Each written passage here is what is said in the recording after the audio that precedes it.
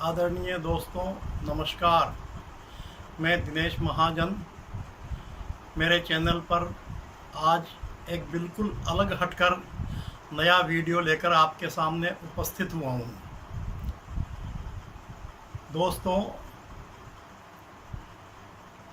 इस दुनिया में जितने भी लोग हैं उन सब की कुल 12 राशियाँ हैं।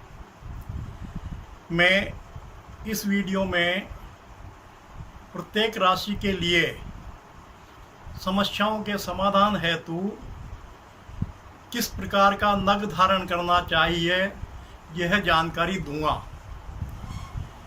अगर वीडियो लंबा हुआ तो इसे मैं 2 या 3 पार्ट में भी कर सकता हूं। दोस्तों, वीडियो प्रारंभ करने के पहले मैं आपसे निवेदन करना चाहता हूं कि अगर आपने मेरा चैनल दिनेश महाजन के नाम से जो है वो अभी तक सब्सक्राइब नहीं किया है तो चैनल को सब्सक्राइब कर लीजिए, साथ ही बेल आइकन के बटन को भी दबा दीजिए। तो दोस्तों, चलिए वीडियो प्रारंभ करते हैं। मित्रों, ज्योतिष शास्त्र में कुल 12 राशियां होती हैं। मेष, वृष, मिथुन, कर्क और सिंह, कन्या, तुला, वृश्चिक, धनु, मकर, कुंभ और मीन। इन 12 राशियों के स्वामी जो कि नवग्रह हैं सब अलग अलग होते हैं। दोस्तों, यह राशि लग्न कुंडली से देखनी चाहिए, लेकिन अगर किसी के पास जन्म पत्रिका नहीं है तो तारीख से जन्म तारीख से या जन्मवार से मैं आगे इसकी जानकारी आपको दूंगा। तो दोस्तों, पहले इन 12 राशियों के लिए मैं आपको जानकारी दे देना चाहता हूं कि किस राशि का स्वामी कौन सा ग्रह है। आगे यह भी जानकारी दूंगा कि किस ग्रह के लिए कौन सा नग किस राशि वाले व्यक्ति को किस धातु में धारण करना चाहिए। तो दोस्तों, मैं आपको पहले ये जानकारी दे देता हूँ कि जो पहली राशि है मेष, उसका लग्न का स्वामी है मंगल, और दूसरी राशि है वृष जिसका स्वामी है शुक्र, तीसरी राशि है मिथुन जिसका स्वामी है बुध, चौथी राशि है कर्क जिसका स्वामी है चंद्रमा, पांचवी राशि है सिंह जिसका स्वामी है सूर्य, छठी राशि है तुला जिसका कन्या क्षमा चाहता हूँ छठी राशि है कन्या जिसका स्वामी है बुध, सातवीं राशि है तुला जिसका स्वामी है शुक्र, आठवीं राशि है वृश्चिक जिसका स्वामी भी मंगल है, और 9वीं राशि है धनु जिसका स्वामी है गुरु, 10वीं राशि है मकर जिसका स्वामी है शनि, और 11वीं राशि है कुंभ जिसके स्वामी भी शनि हैं, और 12वीं राशि है मीन जिसके स्वामी है गुरु। इन ग्रहों के अलावा 2 ग्रह और हैं जो हमारी जन्म कुंडली में पाए जाते हैं, केतु और राहु। इनके लिए भी इनकी जो ये किसी ग्रह में नुकसानदेह, किसी कुंडली में नुकसानदेह स्थान पर बैठे हैं, तो इनके समाधान के लिए कौन से नग धारण करना चाहिए ये मैं जानकारी आपको आगे दूंगा। तो दोस्तों, चलिए सबसे पहले मैं मेष राशि के व्यक्ति को बता देना चाहता हूँ कि उसका स्वामी अगर मंगल है तो उसको मूंगा धारण करना चाहिए। मूंगा एक हल्के गहरे लाल रंग का होता है, वो मूंगा। दूसरा, वृष राशि जिसका स्वामी शुक्र है उसको हीरा धारण करना चाहिए। दोस्तों, किस धातु में और किस उंगली में ये नग धारण करने हैं यह भी मैं आपको आगे जानकारी दूंगा। मिथुन राशि का स्वामी है बुध, इसके लिए हमें हरे रंग का पन्ना पहनना चाहिए, धारण करना चाहिए। चौथी राशि है कर्क, चंद्रमा। इसका स्वामी है चंद्रमा। चंद्रमा को अपने पक्ष में करने के लिए मोती धारण करना चाहिए। पांचवी राशि है सिंह, जिसका स्वामी है सूर्य। सूर्य को प्रसन्न करने के लिए या सूर्य की समस्याओं से समाधान हेतु हमें माणिक्य धारण करना चाहिए। छठी राशि है कन्या, जिसका स्वामी भी बुध है। बुध के लिए हमें पन्ना ही धारण करना है। और दोस्तों सातवीं राशि है तुला, जिसका स्वामी है शुक्र। उसके लिए हमें हीरा धारण करना है। हीरा दोस्तों एक सफ़ेद मोती जैसा, सफ़ेद आता कांच जैसा पारदर्शी, वह हीरा होता है। सातवीं राशि है वृश्चिक, आठवीं राशि, उसका स्वामी है मंगल। उसके लिए भी हमें मूंगा धारण करना चाहिए। नवीं राशि है धनु, जिसका स्वामी है गुरु। उसके लिए हमें पीला पुखराज पहनना चाहिए। दोस्तों मैं आपसे निवेदन कर दूं, ये सब नग असली होने चाहिए। अगर आपको असली नग नहीं मिले, असली नगों की कीमत थोड़ी ज़्यादा होती है, तो इनके एवज में आप इमिटेशन यानी कि उपनग भी पहन सकते हैं। तो दोस्तों चलिए, धनु राशि का स्वामी होता है गुरु। उसके लिए पीला पुखराज धारण करना है दोस्तों। और उसके मकर राशि का स्वामी होता है शनि। उसके लिए हमें नीलम धारण करना है। और 11वीं राशि जो है कुंभ, उसका स्वामी भी शनि है। उसके लिए भी हमें नीलम धारण करना चाहिए। और 12वीं राशि है मीन, जिसका स्वामी है गुरु। इसके लिए भी हमें पीला पुखराज धारण करना चाहिए। तो दोस्तों ये जो अलग अलग नग मैंने बताए हैं, इसमें सबसे शीघ्र काम करने वाला नग या नगीना नीलम होता है दोस्तों। तो नीलम धारण करने के पहले आप उसका टेस्ट कर लीजिए। टेस्ट करने के लिए क्या करना है, 24 घंटे के लिए उसको खरीद करके अपनी जेब में या अपने तकिए के नीचे रख लीजिए। और सारे बाकी के नग तो आप अपनी उंगली में, मेरे जो मैं बताऊंगा आगे, उस मंत्र के द्वारा उस धातु में बनवा करके और उस वार को पहन सकते हैं। तो दोस्तों मैंने जो आपको जानकारी दी है कि 12 राशियों के लिए किस तरह के नग कब धारण करना चाहिए, किस उंगली में धारण करना चाहिए, अब ये मैं आपको बता देता हूँ किस उंगली में धारण करना चाहिए और किस धातु में हमें इनकी अंगूठी बनवानी चाहिए। दोस्तों अंगूठी बनवाते हैं आप किसी नग को किसी भी धातु में, तो उस नग से हमारी उंगली का स्पर्श होना चाहिए। दोस्तों मैंने एक वीडियो बनाया था हस्तरेखा विज्ञान का, मैं आपको जानकारी दे देता हूँ। हमें 4 उंगलियों में ही ये सब नग धारण करने हैं। जिसको जैसी समस्या है, इन नगों का प्रभाव बीमारियों पर भी होता है, वह जानकारी मैं आपको अगले वीडियो में देने की कोशिश करूँगा। तो दोस्तों ये तो है कनिष्ठिका उंगली, सबसे छोटी उंगली। यह है रिंग फिंगर, अनामिका उंगली। यह है मध्यमा, यह है तर्जनी। ये 4 उंगलियां हमारे हाथ में होती हैं। यह अंगूठा, इसमें हमें किसी भी प्रकार का नग धारण नहीं करना है। इन 4 उंगलियों में ही हमें नग धारण करने हैं। दोस्तों मैं थोड़ा सा विश्राम लेकर के इसके बीच में मैं आपको एक चीज़ बताता हूँ। एक मेरा प्रयास है सेवा करने के उद्देश्य से मैंने जितने भी बीमारियों के घरेलू उपचार बताए हैं, उनके अलावा मैंने अलग से अपने घर पे देसी जड़ी बूटियों से कुछ औषधि तैयार की है, जिसको अगर आप चाहें तो किसी भी बीमारी के लिए यह मंगवा सकते हैं। यह आप देख लें,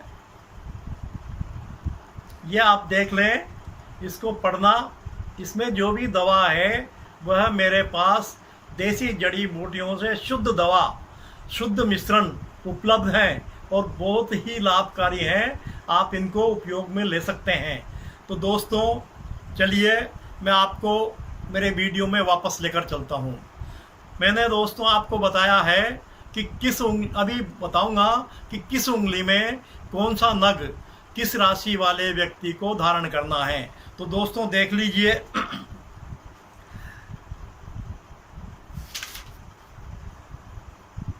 माणिक्य, अगर आपको माणिक्य पहनना है जो कि सिंह राशि वालों के लिए है, अगर माणिक्य पहनना है तो इसको, इस नग को, इसकी अंगूठी सोने में बनवाइए और नग को इस प्रकार से नीचे थोड़ा रखिए कि वो अपनी उंगली को स्पर्श करता रहे और इसे अनामिका उंगली में धारण करना है। सूर्य की उंगली है, ये सूर्य पर्वत है, अनामिका उंगली है। सूर्य के लिए माणिक्य धारण करना है और उसे हमें सोने की धातु में बनवाकर धारण करना है। दोस्तों किस वार को धारण करना है, किस मंत्र के साथ धारण करना है, किस विधि से धारण करना है, यह जानकारी मैं आपको आगे दूंगा। अब दूसरा दोस्तों मेष राशि है, जिसका स्वामी मंगल होता है, उसको मूंगा पहनना है। तो दोस्तों मूंगा भी सोने की धातु में ही बनवाना है, सोने में ही बनवाना है और उसे भी आपको इसी अनामिका उंगली में यानी कि रिंग फिंगर में ही धारण करना है, जो कि सूर्य पर्वत के ऊपर है। तो दोस्तों ये हो गया मेष राशि के लिए। वृष राशि के लिए शुक्र जिसका स्वामी है, उसके लिए हमें हीरा धारण करना है। दोस्तों हीरा भी हमें सोने में ही बनवाना है, सोने की धातु में ही हीरा हीरे की अंगूठी बनानी है और उसे भी अनामिका उंगली में ही धारण करना है, यानी कि सूर्य वाली उंगली या रिंग फिंगर, इसमें ही आपको, इसमें भी हीरा भी इसी में आपको धारण करना है। तो दोस्तों यह तीसरा मिथुन राशि जिसका स्वामी बुध होता है, बुध के लिए हमें हरे रंग का पन्ना लेना है। दोस्तों ये सब आप 5 से और 7-8 रत्ती तक के नग लें। 5 रत्ती से कोई भी नग किसी भी प्रकार से कम नहीं होना चाहिए, केवल हीरे को छोड़कर। बुध के लिए, मिथुन राशि के लिए, बुध स्वामी के लिए हमें जो पन्ना धारण करना है वह भी सोने की अंगूठी में ही बनवाना है, लेकिन पहनना कनिष्ठिका उंगली में है, जो सबसे छोटी उंगली है हमारी कनिष्ठिका, इसमें पहनना है। और ये किस वार को पहनना है, किस मंत्र के द्वारा पहनना है, ये जानकारी मैं आपको आगे दूंगा। चौथा है आपको दोस्तों कर्क राशि। कर्क राशि का स्वामी चंद्रमा होता है। चंद्रमा से इन ग्रहों के उपद्रव मैं आपको बीमारियों के रूप में भी बताऊंगा। जैसे छोटा सा उदाहरण दे देता हूं मैं आपको। किसी की कुंडली में अगर चंद्रमा नीच का है तो उसके कफ से संबंधित सारी बीमारियां उसके शरीर में हो जाती हैं। तो दोस्तों चंद्रमा को खुश करने के लिए, चंद्रमा को अपने अनुकूल बनाने के लिए, चंद्रमा को प्रसन्न करने के लिए हमें मोती धारण करना चाहिए।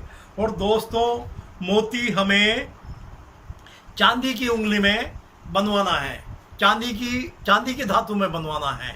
और दोस्तों यह भी हमें कनिष्ठिका उंगली में ही धारण करना चाहिए, यानी कि ये जो सबसे छोटी उंगली है इसको भी हमें चंद्रमा को अनुकूल बनाने के लिए मोती की अंगूठी भी हमें कनिष्ठिका उंगली में ही धारण करना चाहिए। दोस्तों आगे है सिंह राशि। सिंह राशि का स्वामी है सूर्य। सूर्य के लिए हमें माणिक्य धारण करना है। तो माणिक्य तो हमें सोने की अंगूठी में ही बनवाना है और इसी उंगली में, अनामिका उंगली में या रिंग फिंगर में ही धारण करना है। अब इसके बाद है दोस्तों कन्या राशि जिसका स्वामी है बुध। बुध का स्वामी बुद्ध के लिए हमें, बुद्ध को अनुकूल बनाने के लिए हमें वही पन्ना धारण करना है। पन्ना हरे रंग का होता है, इसको भी हमें सोने की अंगूठी में बनवाना है। और ये भी हमें, ये बुद्ध पर्वत है तो स्वतः ही हमें ये अंगूठी हमें इस कनिष्ठ का उंगली में ही धारण करनी चाहिए। यानी कि जो कन्या राशि के जातक हैं उनको सोने की अंगूठी में पन्ना धारण करने के लिए ही कनिष्ठ का उंगली का चुनाव करना है। अब उसके बाद है दोस्तों तुला। तुला राशि का स्वामी है शुक्र, उसके लिए हमें हीरा धारण करना है। तो दोस्तों हीरा हमें सोने की धातु में ही बनवाना है। मेरी जो जानकारी है उसमें अधिकांशतः नग या नगीने ये आपको अधिकांशतः सब सोने की धातु में ही बनाने चाहिए। तो दोस्तों जो शुक्र के लिए को अनुकूल बनाने के लिए जो हीरा है वह भी हमें सोने की अंगूठी में ही बनवाना है। और हमें अनामिका उंगली में भी ही इसको भी धारण करना है शुक्र को अनुकूल बनाने के लिए। हालांकि शुक्र पर्वत यहाँ होता है, लेकिन इसको अनुकूल बनाने के लिए जो नग हम धारण करेंगे उसे भी हमें सोने की अंगूठी में बनवा करके या सोने की अंगूठी में जड़वा करके अनामिका उंगली में ही धारण करना है। उसके बाद है दोस्तों वृश्चिक राशि, जो जिसका स्वामी मंगल है। मंगल को भी वही सोने की अंगूठी में बनवाना है, सोने की धातु में अंगूठी बनवानी है, उसमें उसको रखना है और अनामिका उंगली में उसको धारण करना है। उसके बाद है दोस्तों धनु राशि। धनु राशि का स्वामी, दोस्तों धनु राशि के जातकों के लिए मैं बता देना चाहता हूँ कि धनु राशि का स्वामी गुरु होता है। इसके लिए हमें पीला पुखराज धारण करना चाहिए। मैंने बीच में एक बार कहा है प्रत्येक नग हीरे के अलावा 5 से 7 रत्ती, बल्कि मैं तो ये कहूँगा कि 6, 7, 8 रत्ती का होना चाहिए अगर आपको उसका प्रभाव या उसका लाभ जल्दी लेना है तो दोस्तों चलिए, धनु राशि का स्वामी गुरु होता है, उसके लिए हमें पीला पुखराज धारण करना चाहिए। और यह नग भी हमें सोने की अंगूठी में ही बनवाना है या जड़वाना है। मैं एक बार और दोहरा देना चाहता हूँ कि प्रत्येक नग किसी भी उंगली में धारण करना हो, उसका नीचे का सिरा अंगूठी से इस तरह बाहर रहे ताकि वो अपनी उंगली को, अपने शरीर को जहाँ हम धारण करते हैं उस उंगली को वह नग स्पर्श करता रहे। तो दोस्तों चलिए, मकर राशि का स्वामी, मकर राशि के जातकों को मैं बता दूं, उसकी राशि का स्वामी शनि होता है। शनि के लिए, शनि को अनुकूल बनाने के लिए या शनि को प्रसन्न करने के लिए हमें नीलम धारण करना चाहिए। लेकिन दोस्तों मैं आपको एक बार फिर दोहरा देता हूँ कि नीलम धारण करने के पहले हमें उसका टेस्ट कर लेना चाहिए, क्योंकि नीलम एक ऐसा नग है जो अपना प्रभाव 24 घंटे में अच्छा या बुरा तुरंत दिखाता है। अगर नीलम अपना प्रभाव दिखाए, अच्छा दिखाए, तो आपको 24 घंटे में कुछ भी प्राप्त हो सकता है। और अगर 24 घंटे में बुरा प्रभाव दिखाए नीलम, तो हमारी कोई भी वस्तु नष्ट हो सकती है। तो दोस्तों मैं नीलम के लिए आपको पुनः निवेदन करना चाहता हूँ कि नीलम को टेस्ट करके, जैसे कई औषधि हमें टेस्ट करनी होती है, उसके बाद हम इंजेक्ट करवाते हैं उसको या उस औषधि को लेते हैं, कई इंजेक्शन रिएक्शन करते हैं ना, वैसे ही नीलम है। तो दोस्तों नीलम रिएक्शन भी कर सकता है। आवश्यक नहीं है कि ये हमारी राशि अगर कुंभ राशि है या मकर राशि है तो ये हमारे स्वामी शनि है उनके अनुकूल ही हो। नीलम हमारे प्रतिकूल भी हो सकता है। तो दोस्तों चलिए, मकर राशि के स्वामी को, मकर राशि के जातक को अपने स्वामी शनि के अनुकूल बनाने के लिए हमें नीलम धारण करना है, जो कि लोहे में केवल नीलम को लोहे की धातु में बनवाना है और इसे हमें मध्यमा उंगली में धारण करना है। दोस्तों, मध्यमा यानी कि बीच की उंगली, इसमें हमें धारण करना है।